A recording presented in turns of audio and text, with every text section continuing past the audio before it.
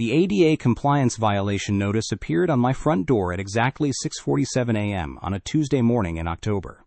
I'm Logan Reed, 34 years old, a municipal finance inspector for Bergen County. I've lived in Brookwoods community here in Mapleton Hollow, New Jersey for 3 years. I know municipal codes. I know property regulations. I know what constitutes legitimate accessibility violations. This wasn't one of them. The official letterhead looked authentic. Mapleton Hollow Department of Code Enforcement, reference number CE202411847. The complaint cited Section 15.2.3 of the Municipal Accessibility Ordinance. My front walkway allegedly violated ADA gradient requirements. Maximum slope exceeded 1:20 ratio. Immediate remediation required within 14 business days. I measured the walkway that afternoon. Digital level showed 2.1 degrees. Well within compliance. The concrete had been professionally installed by Precision Paving Solutions in 2021. I still had their certification documents. Someone had filed a false complaint. The letter included a case number and inspection date, Thursday, October 12th, 2:30 p.m. Inspector would verify compliance or issue formal citations. Potential fines ranged from $500 to $2,500 per violation. I called the Code Enforcement Office Wednesday morning. The receptionist transferred me twice before reaching Inspector Martinez. He pulled up case CE202411847 on his computer. Anonymous complaint filed Monday evening, he said. Caller reported wheelchair accessibility concerns. We're required to investigate all ADA-related reports within 72 hours. Who made the complaint? Anonymous tip line. No caller identification required for accessibility violations. I hung up and walked my property perimeter. The front walkway connected to the public sidewalk with a standard concrete transition. No steps. No barriers. The gradient measured 1.8%. Professional installation met all current accessibility standards. Someone wanted me to spend money I didn't have on unnecessary repairs. Thursday afternoon, Inspector Martinez arrived with a digital measuring device and clipboard. He spent 12 minutes examining the walkway. Took photographs from 6 different angles, measured the gradient 3 times. Walkway meets current accessibility requirements, he said. Case closed. No violations found. What happens to false complaints? We don't investigate the complainants unless there's of harassment or fraud. That evening, I found a second notice tucked under my doormat. Different letterhead this time. Brookwoods Homeowners Association. Architectural Review Committee violation. My front landscaping allegedly violated community aesthetic guidelines, specifically the ornamental grass border along my driveway. The grass had been there for 2 years. I pulled out my HOA documents and community guidelines. Section 4.7 covered landscaping requirements. Ornamental grasses were explicitly permitted. No height restrictions. No species limitations. My Miscanthus sinensis morning light plantings were standard suburban landscaping. The violation notice demanded removal within 10 days. Failure to comply would result in daily fines of $75 until corrected. I photographed the landscaping from multiple angles, measured the grass height, documented the installation date from my landscaping receipts. Everything was compliant. 2 false complaints in 3 days felt deliberate. Friday morning, I called the Brookwoods HOA office. Paisley James answered on the 3rd ring. She'd been the community manager for 8 years. Professional. Direct. No patience for frivolous complaints. Logan, I saw the violation notice in our system. Frankly, it surprised me. Your landscaping has never been an issue. Who filed the complaint? Board member Julian James. He submitted it Tuesday evening through our online portal. Julian lived 4 houses down. We'd exchanged pleasantries at community events. His wife brought cookies to new residents. They seemed reasonable. Normal suburban neighbors. Can I see the original complaint? I'll email you the documentation. But Logan, between us, this feels unusual. Julian's never filed architectural violations before. The email arrived 20 minutes later. Julian's complaint included photographs of my landscaping taken from the street. Timestamps showed Tuesday, 6:47 a.m.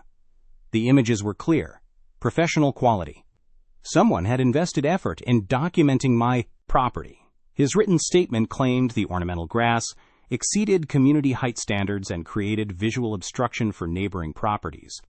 The complaint referenced Section 4.7 of the Community Guidelines. I reread Section 4.7 3 times. No height restrictions existed for ornamental grasses. The guidelines specifically encouraged native and drought-resistant plantings. My Miscanthus sinensis qualified on both counts. Something was wrong. I drove to Julian's house that afternoon. His front yard featured identical ornamental grass plantings.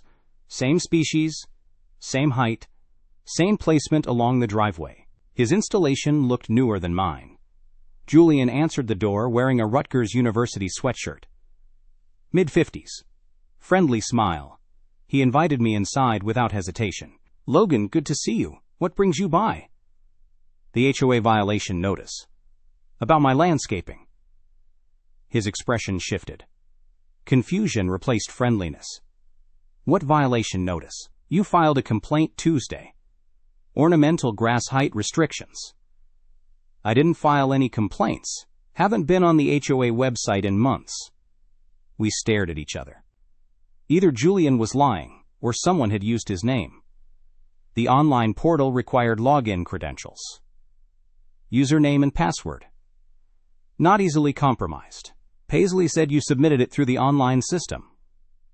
My login information is saved on my computer, but I haven't used it recently. Who else has access to your computer? Just family. My sister-in-law Vera stays here sometimes. She helps with paperwork when my wife travels for work. Vera. I'd seen her around the neighborhood. Older woman, always walking a small white dog. She'd waved from Julian's driveway several times. Is Vera here now? She left Wednesday morning, went back to her apartment in Princeton Wednesday. One day after the complaint was filed, I thanked Julian and drove home. The timeline was forming. Vera had access to Julian's computer. She'd filed the complaint using his credentials, then disappeared before anyone could question her involvement. But why target my property? That evening, I researched Vera's background through public records. Vera Castellanos. Age 67. Princeton address confirmed.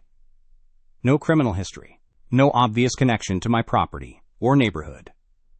Her employment history revealed something interesting. Former municipal inspector for Trenton's building department. Retired 3 years ago.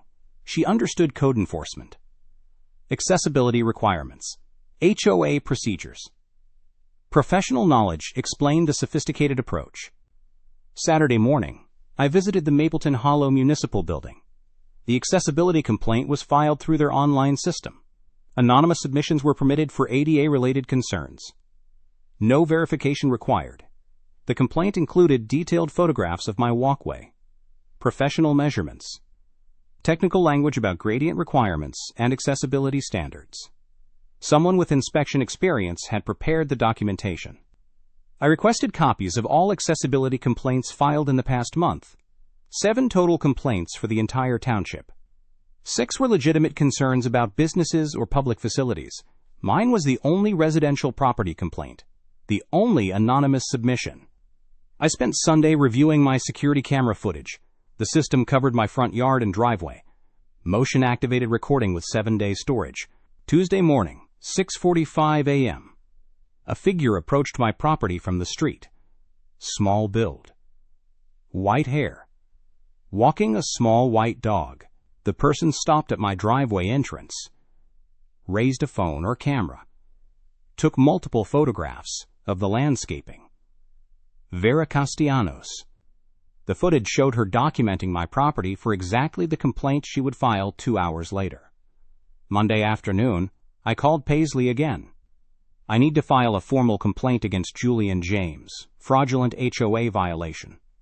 Logan, that's serious, you'll need. I have security footage, timestamps, documentation proving the complaint was false.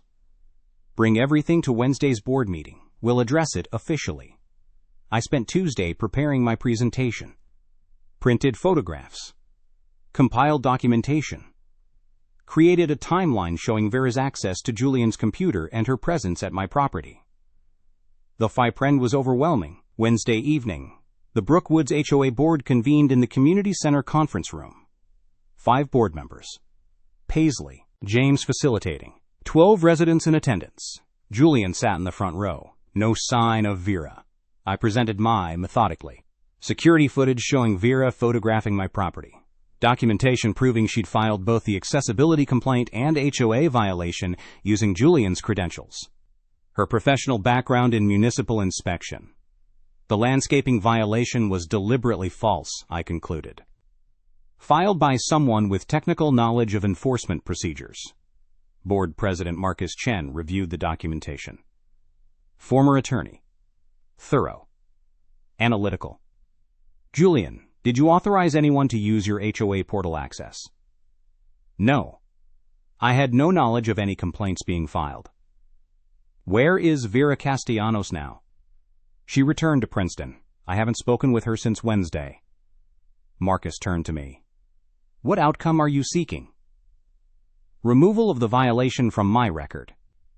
Investigation into fraudulent complaint procedures. Protection against future harassment. The board voted unanimously to dismiss the violation. They also voted to require identity verification for all future complaints. No more anonymous submissions through the online portal. But Vera had vanished. No forwarding address, no contact information. Julian claimed he didn't know how to reach her. The accessibility complaint remained open with the township.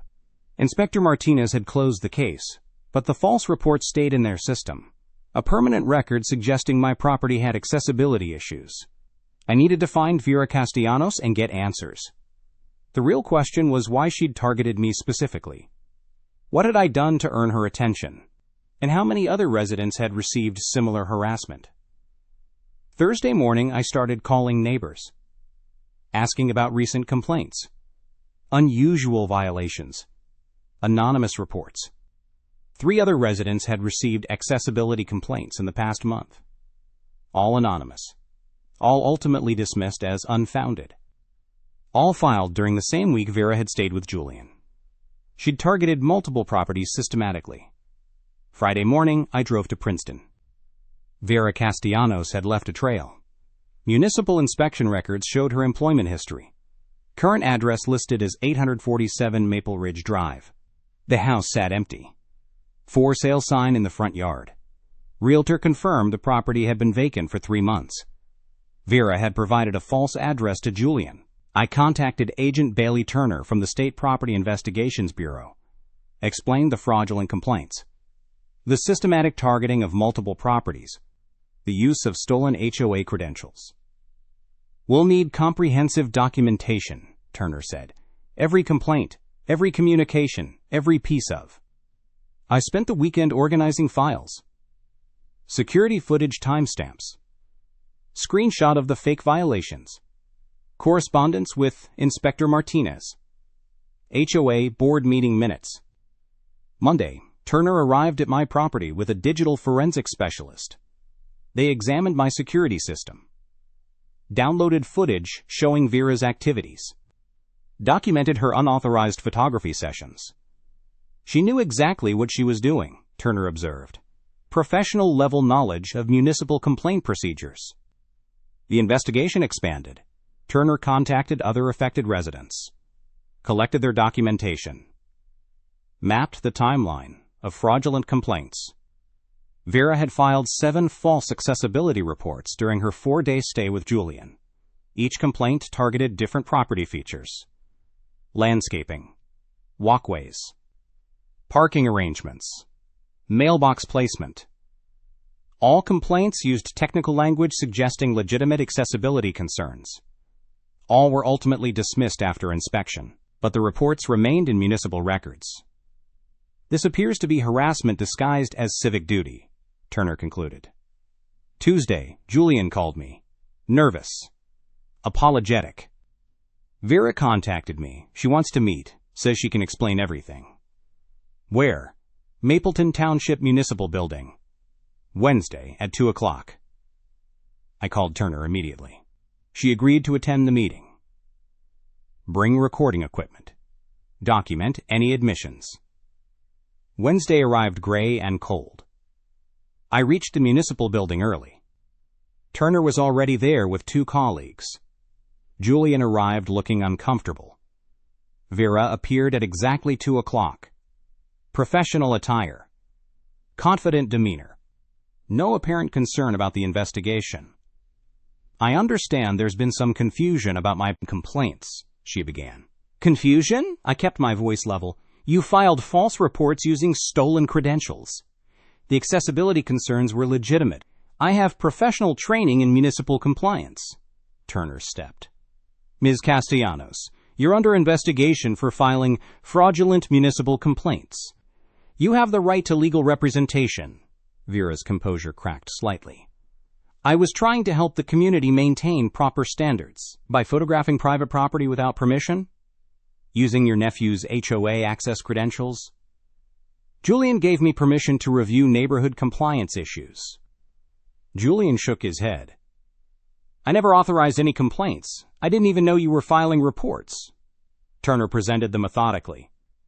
Security footage showing Vera's unauthorized property surveillance. Documentation proving she'd accessed Julian's HOA portal without permission. Timeline connecting her visit to the fraudulent complaints. 7 false reports in 4 days, Turner stated, each targeting different residents. Each using technical language to suggest legitimate violations. Vera remained silent. Why target these specific properties? I asked. Still no response. Turner continued the questioning. Your employment history shows municipal inspection experience. You understood the complaint process. You knew how to make false reports appear legitimate. I was protecting property values, Vera finally said. Some residents weren't maintaining appropriate standards. Whose standards? You don't live in this community. Julian asked me to review the neighborhood. Julian stood up. That's completely false. I never asked for any reviews or complaints. Turner documented Vera's statements. The contradictions. The admission of filing complaints based on personal judgment rather than actual violations. Ms. Castellanos, you're being charged with filing false municipal reports. Harassment. Unauthorized use of computer systems. The meeting ended with Vera in custody. Julian provided a written statement disavowing any knowledge of her activities. The township agreed to remove all fraudulent complaints from municipal records. Thursday, I met with the other affected residents. We formed a neighborhood watch group. Established protocols for reporting suspicious activity. Created a communication network for sharing information about potential harassment. Paisley James from Elm Street had received 3 false complaints, her mailbox placement. Driveway width. Garden border height. All dismissed after inspection. I thought someone was genuinely concerned about accessibility, she said. The complaints seemed so professional. That was Vera's strategy. Use legitimate-sounding concerns to mask harassment. Target multiple residents to avoid suspicion. Disappear before anyone could connect the pattern. The HOA implemented new security measures. 2-factor authentication for online portal access. Identity verification for all complaints. Regular audits of filing activity. Marcus Chen called a special board meeting. Reviewed the entire incident. Established new policies preventing future credential abuse. This was a systematic attack on our community, he announced. We're implementing safeguards to prevent similar incidents. Friday, Turner called with an update. Vera had been charged with 7 counts of filing false reports. Computer fraud. Harassment. She'd posted bail but faced significant fines and possible jail time. Her background check revealed similar incidents in 2 other municipalities. Turner explained. This appears to be a pattern of behavior. The investigation had uncovered Vera's history of filing questionable complaints in previous communities. Always targeting well-maintained properties. Always using technical language to suggest violations. Always disappearing when questioned. She's been doing this for years, Turner concluded. I felt vindicated but also disturbed. How many other communities had she targeted? How many residents had received fraudulent violations? The legal process would take months. But the immediate threat was over. My property record was clean. The neighborhood had new protections in place. Saturday, I installed additional security cameras, upgraded my documentation system, created detailed records of all property maintenance and improvements. Never again would I be vulnerable to this type of harassment. The experience had taught me valuable lessons about community vigilance, the importance of thorough documentation, the need for residents to communicate and share information. Vera Castellanos had tried to weaponize municipal systems against innocent homeowners. She'd failed. But her actions had revealed vulnerabilities in our community's complaint procedures. We'd closed those vulnerabilities, strengthened our defenses, protected future residents from similar attacks. The investigation was complete. Justice was being served through the legal system. 8 months later, I received a call from Julian James, a new resident on Maple Ridge Drive. He'd found my contact information through the HOA directory. "Logan, I got this violation notice about my front walkway," he said. "Something about ADA compliance. It doesn't make sense." I drove over immediately, examined his property. The walkway was standard residential construction, no violations, no accessibility issues. "Who filed the complaint?" I asked. Julian checked the paperwork. "Someone named Patricia Moreau. Says she's representing disabled community interests." My blood ran cold. Different name. Same methodology. Same technical language designed to confuse homeowners. I called Turner immediately. She confirmed my suspicions. "Vera Castellanos was sentenced to 18 months probation and community service," Turner explained. "But we've been tracking similar complaints in 3 neighboring townships. Different names. Same patterns." The investigation had revealed a network of individuals filing fraudulent accessibility complaints. They targeted affluent suburban communities, used rotating identities, exploited municipal complaint systems for personal gain. "We're working with state authorities to identify all participants," Turner continued. "Your documentation from the original case has been crucial. I helped Julian document his property conditions, photographed every detail, filed counter-complaints with the township, connected him with Turner's investigation team. Within 2 weeks, Patricia Moreau's complaint was dismissed. Her filing credentials were revoked. The pattern was broken again. The experience reinforced my commitment to community protection. I help new homeowners understand their property rights and HOA limitations. Document everything. Question suspicious violations. Report coordinated harassment campaigns. Brooke Woods implemented comprehensive complaint verification procedures. All accessibility complaints now require site inspections by certified professionals. Anonymous filings are prohibited. Repeat filers face enhanced scrutiny. Marcus Chen established a resident communication network. Suspicious activity gets reported immediately. Information gets shared across the community. Patterns get identified before they cause damage. My property remains violation-free. The security cameras captured no suspicious activity. The documentation system proved its value multiple times during routine inspections. Vera Castellanos completed her probation without incident.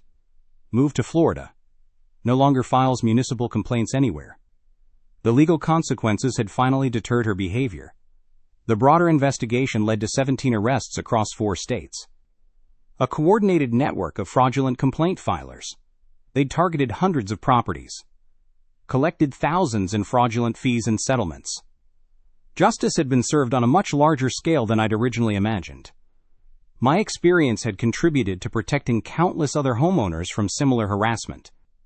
The documentation methods I'd developed were now used by victim advocacy groups nationwide. The neighborhood felt secure again. Property values had recovered. New residents moved in without fear of harassment campaigns. I still maintain detailed records of all property activities, still photograph every improvement and maintenance project, still verify all official communications through multiple channels. But the hypervigilance had faded. The constant was gone. The community had healed. Brooke Woods had become stronger through adversity, more connected, more protective of its residents, more resistant to external manipulation. The betrayal had revealed our vulnerabilities. But it had also revealed our capacity for collective action, our ability to protect each other, our commitment to truth over convenience. It was finally over, and the silence felt earned.